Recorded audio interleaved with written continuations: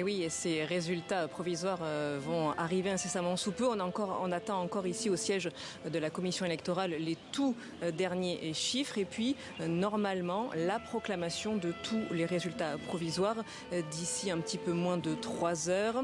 Et sans grande surprise, vous le disiez, le président sortant Alassane Ouattara se dirige vers un 4e mandat à la tête de la Côte d'Ivoire. Il est largement en tête dans tous les résultats qui nous sont communiqués jusqu'ici.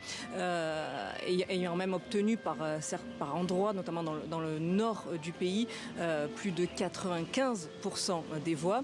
Et déjà, dès hier soir, l'un de ses adversaires, le candidat Jean-Louis Billon, le félicitait. Je vous propose de l'écouter. Il est au micro de nos confrères de la RTI.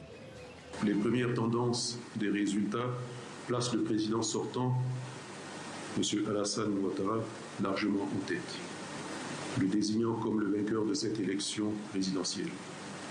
Je voudrais, en mon nom personnel et au nom du Congrès démocratique, lui adresser mes vives félicitations pour sa réélection. Cette élection s'est déroulée dans un climat globalement apaisé et sécurisé sur l'ensemble du territoire national. Je tiens à saluer cette maturité démocratique. Fanny, et quelle est l'ambiance à la mi-journée ?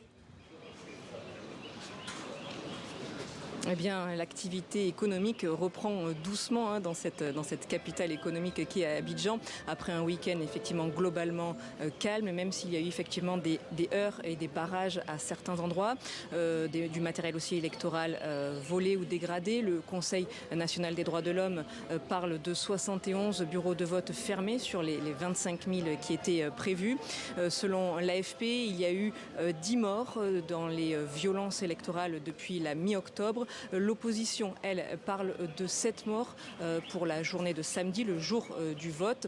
Et dans un communiqué publié cette nuit, le Front commun, qui regroupe les partis de Tidjane Thiam et Laurent Gbagbo, tous deux exclus de la présidentielle, dénie, je cite, toute légitimité à Alassane Ouattara, parle de mascarade électorale et exige que soient tenues de nouvelles élections.